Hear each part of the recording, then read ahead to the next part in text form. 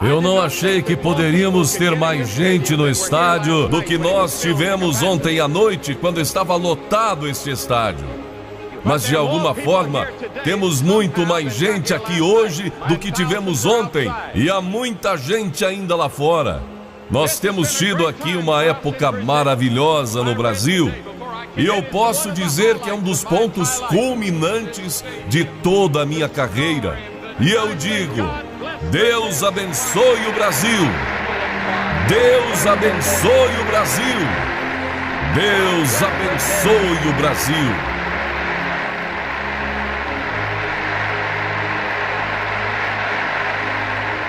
Eu li antes de vir ao estádio a história da morte de Jesus Cristo, segundo Marcos. Ele tinha sido preso, tinha sido julgado, tinha sido castigado. E agora tinha sido entregue aos soldados romanos para ser executado. Colocaram uma coroa de espinhos na sua fronte. E agora bateram nele de novo. E então bateram com açoite de pontas de aço que rasgaram suas costas. E agora colocam aquela cruz pesada sobre seus ombros. E agora o levaram pelas ruas de Jerusalém, pelas ruas centrais, para que todos pudessem vê-lo. E ele estava carregando aquela cruz pesada. E Jerusalém estava cheia de gente, dezenas de milhares de pessoas, e era uma atmosfera carnavalesca. E quando chegaram ao lugar chamado Gólgota, então deixaram Jesus na cruz e colocaram cravos nas suas mãos, e agora amarraram seus pés à cruz, e agora levantaram a cruz, e ali ele ficou pendurado, morrendo, com seu sangue vertendo. Mas a multidão lá estava rindo e zombando e ridicularizando. Ele salvou os outros, agora não pode salvar-se a si mesmo. Ah, se és o Filho de Deus, por que não desces daí? Mas ele não desceu. E graças a Deus ele ficou ali. Se ele tivesse descido da cruz, ninguém poderia ter sido salvo, ninguém poderia ir para o céu. Não há nenhuma morte que se possa comparar neste mundo à morte de cruz. É a pior de todas as mortes. Mas Jesus não só morreu fisicamente, ele morreu espiritualmente. Ele nunca em sua vida cometeu um pecado, ele se tornou pecado em seu lugar. E o seu sofrimento mais profundo, quando ele exclamou: meu Deus, por que me desamparaste? A Bíblia diz que ele era desprezado e rejeitado pelos homens. As pessoas em toda parte que eu vou me perguntam: há esperança para mim? Pessoas alcoólatras, prostitutas, viciados, ladrões, assassinos, prisioneiros, espiritistas. Elas perguntam: há uma esperança para mim? Há 2 dias uma pessoa me perguntou se eu acreditava na existência do diabo. Sim, a Bíblia diz que há o diabo. E a ele pertence o reino das trevas. Ele pode realizar milagres falsos. Ele pode criar experiências espirituais falsas. E ele promete liberdade e luz. Mas ele traz tristeza e morte e destruição. Se você quer saber o quanto Deus odeia o pecado, vá à cruz, porque Cristo estava morrendo pelos seus pecados. Mas você dirá: o que é pecado? O pecado é deixar de atingir o alvo, é estar aquém daquilo que Deus espera de nós. Deus diz que nós devemos ser santos, mas você não pode ser santo. Então você está aquém. Nós devemos ser como Jesus, mas nenhum de nós pode viver como Jesus. Todos nós fracassamos. Nós estamos aquém do alvo. Mas Deus exige justiça e retidão para ir ao céu. Você olha para você mesmo e você diz: eu não sou tão mau. Eu sou melhor do que muita gente que conheço. Mas Deus olha você através dos seus olhos de justiça e santidade e diz que você é um pecador. Talvez para você o pecado não seja coisa tão séria. Uma mentira? Mas todo mundo mente. Roubar um pouquinho? A maior parte das pessoas rouba alguma coisa na vida. Cometer pecado sexual? Ser infiel à esposa? Quase todo mundo faz isso. Não há muita coisa nisso. Mas aos olhos de Deus, isso é terrível. E não sabemos a profundeza dos nossos próprios pecados. Todos pecaram e destituídos estão da glória de Deus. Também o pecado é a quebra da lei de Deus. Agora, o que é a lei? Eu vejo pessoas: isto é moral, isto é imoral. Qual é o critério? São os 10 mandamentos. Aqui está a expressão da lei moral que Deus colocou no universo. A lei de Moisés. Você já quebrou essa lei? Uma vez, talvez um pouquinho. A Bíblia diz que se você quebrou uma dessas leis, quebrou todas. Eu quero confessar a você hoje, eu tenho quebrado essa lei muitas vezes. E a Bíblia diz que se você quebrou essa lei, é pecador. Então eu tenho que dizer a Deus hoje: eu sou pecador.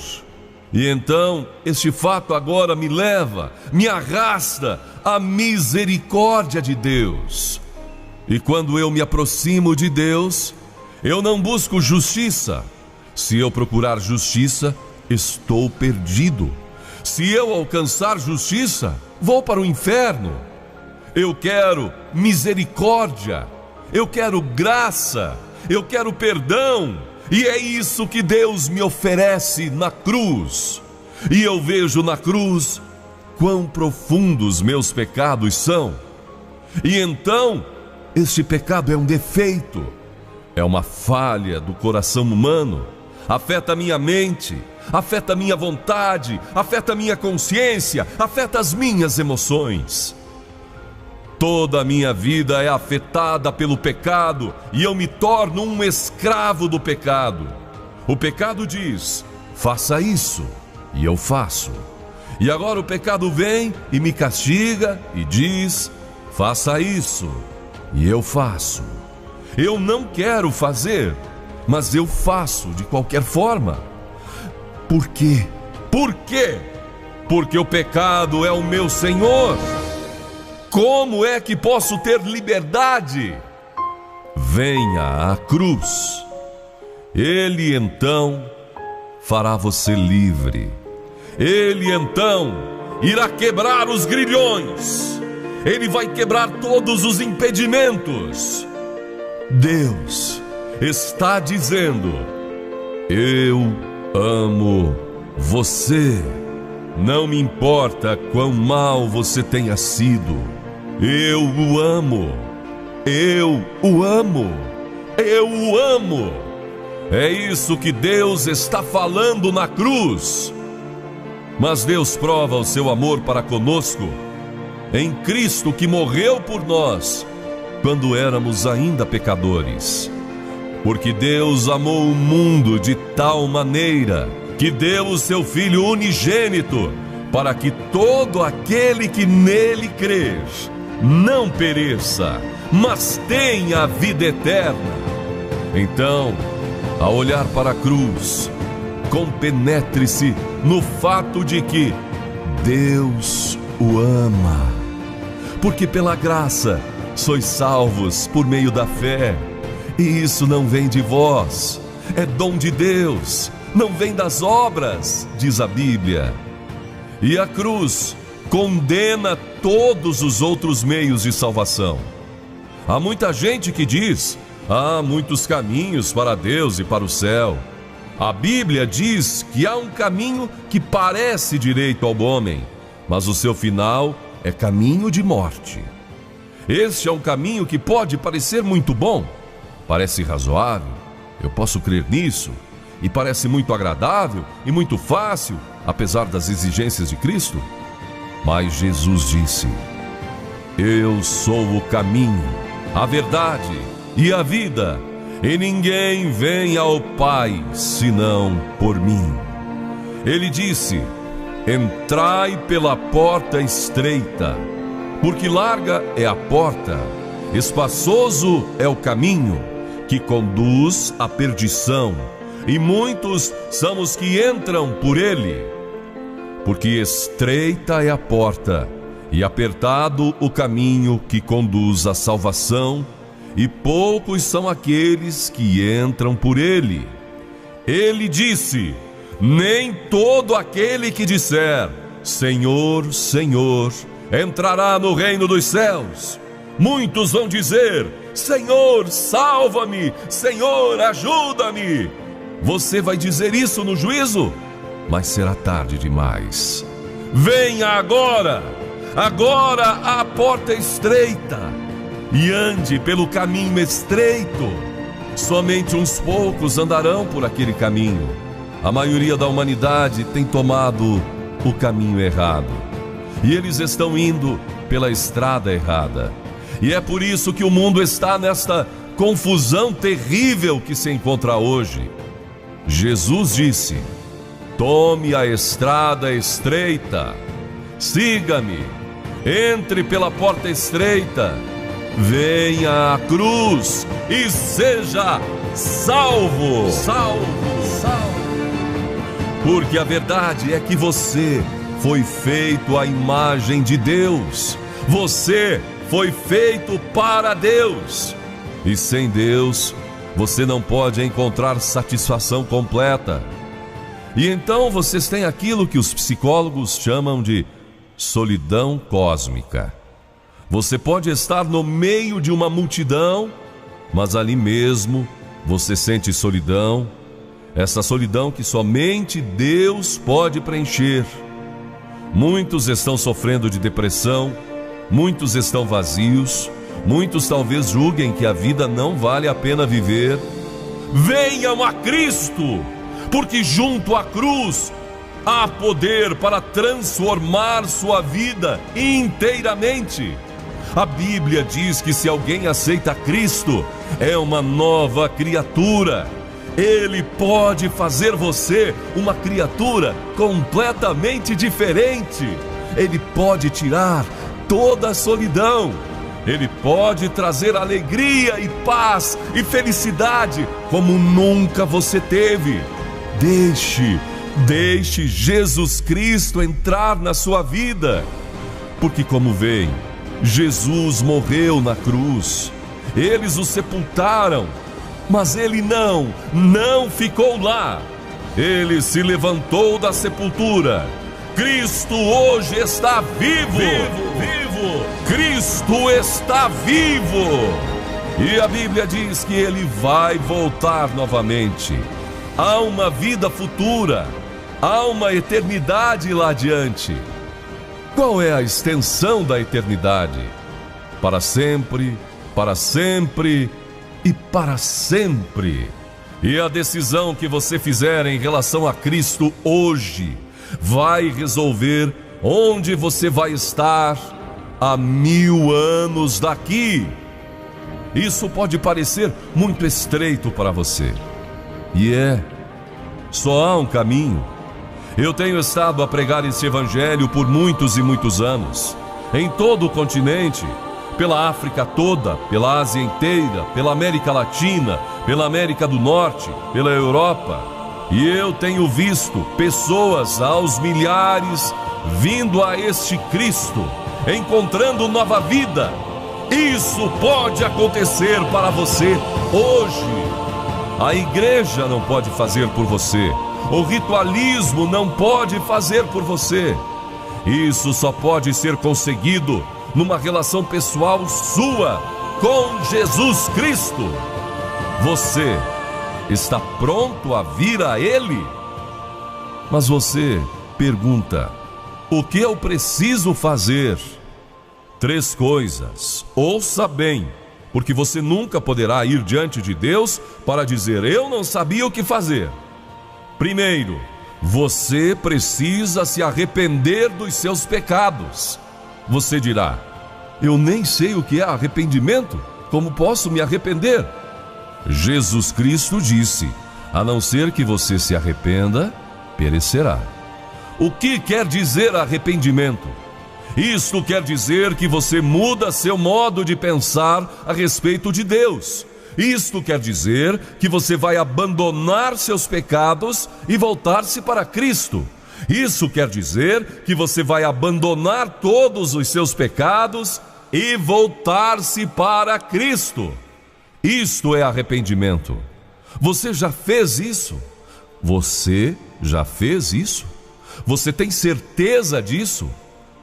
Se eu fosse você e tivesse qualquer dúvida sobre isso, não deixaria esse estádio sem me certificar e me arrepender.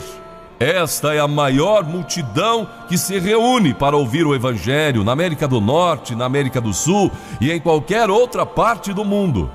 Milhões de crentes estão orando por este momento. Mas Deus não olha para nós aqui como uma grande multidão. Deus está olhando para nós, cada um individualmente. E você agora está diante de Deus como uma pessoa única diante dele. E Ele está chamando a você pessoalmente ao arrependimento. Ele está ordenando que você se arrependa. Você já se arrependeu? A segunda coisa que você precisa fazer: receba Jesus Cristo como seu Senhor e Salvador. Aqui está como você recebe Cristo. Vamos supor que eu entregue este livro agora ao intérprete. Não é dele até que ele receba, e precisa que ele receba. Deus oferece a você Jesus Cristo. Você precisa recebê-lo, da mesma maneira que você recebe qualquer outra oferta. Deus oferece a você o dom da salvação. Terceira coisa: você deve estar pronto a segui-lo, obedecê-lo e servi-lo. Você está pronto a fazer isso? Você está pronto a fazer esta entrega hoje? Você fará esta decisão hoje? Se você está pronto a fazer isso, eu peço que peguem o programa e agora fiquem abanando o programa onde estão. E podem vir agora mesmo e digam: hoje eu quero Jesus no meu coração. Eu quero os meus pecados perdoados. Eu quero saber que vou para o céu. Agora, há 4 coisas muito importantes que você deve fazer. Ler a sua Bíblia todos os dias. Comece hoje. Isso ajuda você a crescer. Em segundo lugar, ore. Deus vai ouvir, atender a sua oração. Você é seu filho. E terceiro lugar, testemunhe de Cristo onde estiver. E assim que as pessoas vejam que você é uma nova criatura. E por fim, vá a uma igreja e sirva a Deus numa igreja onde Cristo é proclamado.